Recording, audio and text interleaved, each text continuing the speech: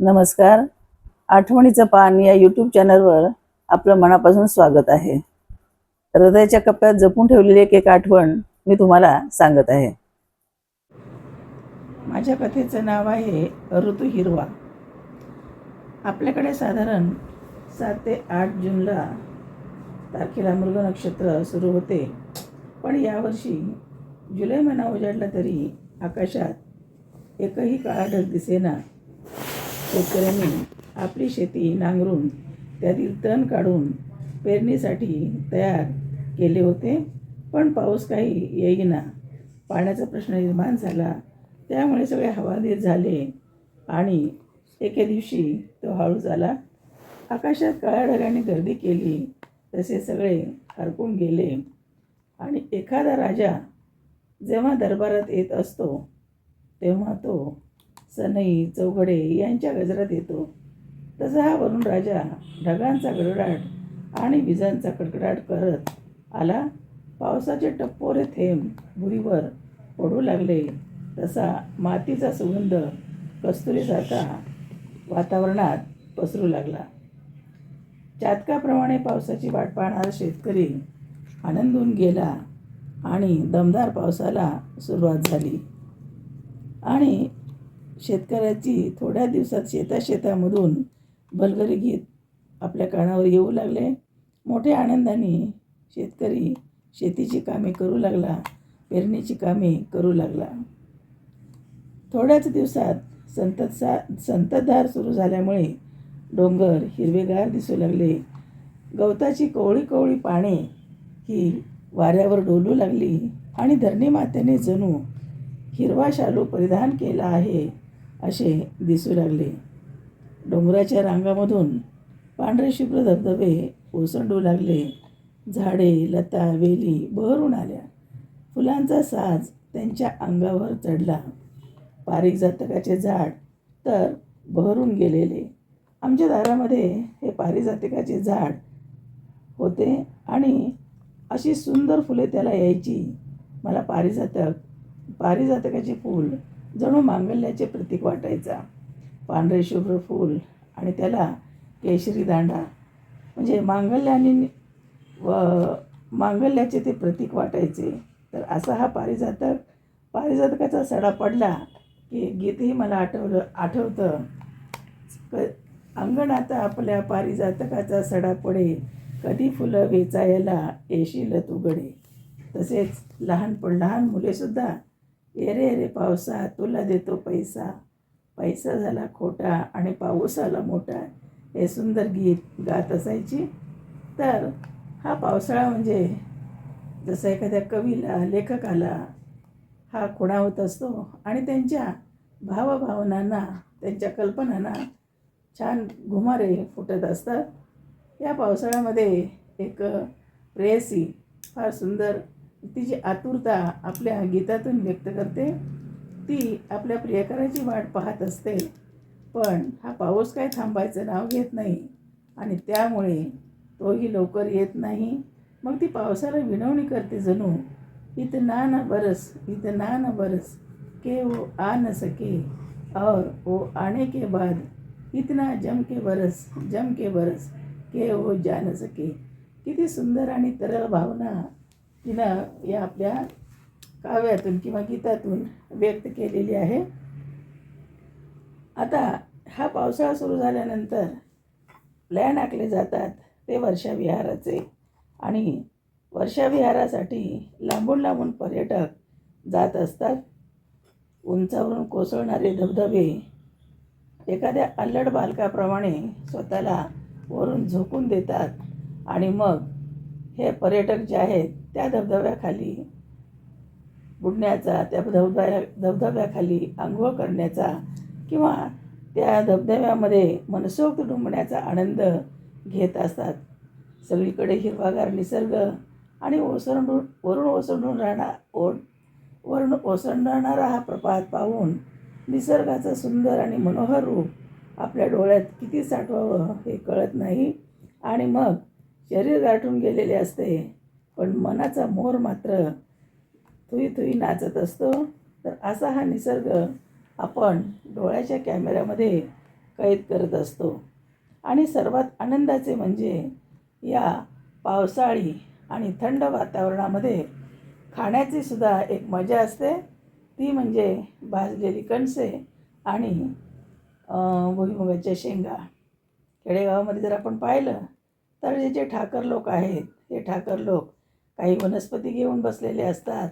त्याचबरोबर मक्याची कणसे भाजत असतात आणि माशी मक्याची गरमागरम कणसे त्याला तिखट आणि मीठ लावून त्याचा जो आस्वाद आपण घेत असतो तो पंचपाकवाण्यापेक्षा आपल्याला भारी वाटतो. त्याचप्रमाणे उकडलेल्या भुईमुगाच्या शेंगा अशा थंडगार वातावरणात वाफाळलेल्या शेंगा खात असताना सुद्धा जीभ आणि मन दोन्हीही तृप्त होत असतं. तर असा हा निसर्ग दोन्ही हाताने आपल्याला देत असतो. हे सगळं मी पाहत असताना माझं मन भूतकाळामध्ये जातं आणि ते लहानपण आठवतं. रिमझिम पाऊस पडून गेलेला असायचा आणि माती ओली झालेली असायची. मग आम्ही मित्रमैत्रिणी काय करायचो की ती माती कशा दगडानं म्हणा, नारळाच्या करवंटीनं म्हणा खरडवायची आणि मऊशार माती अशी गोळा करायची आणि मग त्या मातीमध्ये एक पाय घुसवायचा आणि वरून ती माती दाबायची आणि छान दाबल्यानंतर अलगद पाय काढून घ्यायचा आणि सुंदर अशी खोप तयार व्हायची आणि मग छोटी छोटी फुलं पडलेलीच असायची. ती फुलं त्या घराच्या भोवती, त्या खोपेच्या भोवती लावायची. तसेच त्या ओल्या मातीचा चौकोनी भिंत छोटी छोटी बोटभर भिंत बांधायची आणि त्याच्यावर सुद्धा ही छान फुलं रोवायची. एकूणच हे सुंदर जे बालपण होतं हे फार मजेशीर होतं. कधी कधी काय व्हायचं की टपोऱ्या गारा पडायच्या आणि ह्या गारा वेचायला, त्या पावसात भिजायला वाटीमध्ये गारा गोळा करायच्या, खायच्या पण तशाच. गार लागायचं दाताला, त्यात काही पण इतके आनंद होता काय विचारू नका. त्याचप्रमाणे दुसरी एक आठवण म्हणजे त्या काळामध्ये आमची पत्र्याची घरं असायची. संध्याकाळच्या वेळेला जेव्हा असं जमिनीवर झोपलेलं असायचो, इथून तिथून एक गोधड 2-3 गोधड्या असायच्या आणि त्या गोधड्यावर सतरंजीवर आम्ही झोपायचो.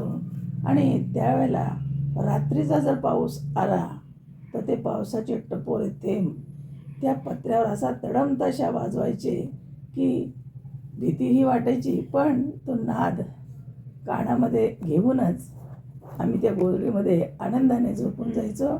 ही बालपणाची आठवणी अजूनही आजतागायत माझ्या मनात आहे. आता पत्र्याच्या घरात पावसाच्या काळात झोपण्याचा आनंद ह्या स्लॅबच्या घरामध्ये येत नाही, कारण दारं खिडक्या आपण बंद करतो आणि स्लॅबमुळं पावसाचा आवाजच येत नाही. त्यामुळं कधीतरीच वाटतं की आनंदाला आपण मुकलेलो आहोत आणि मग खिडकीतूनच झरोक्यातून हा पाऊस पाहायचा. पण ते बालपण होतं ते खरोखरच निरागस होतं. शाळेला जाताना सुद्धा मजा असायची. ना छत्री, ना रेनकोट, ना गमबूट काही नसायचं.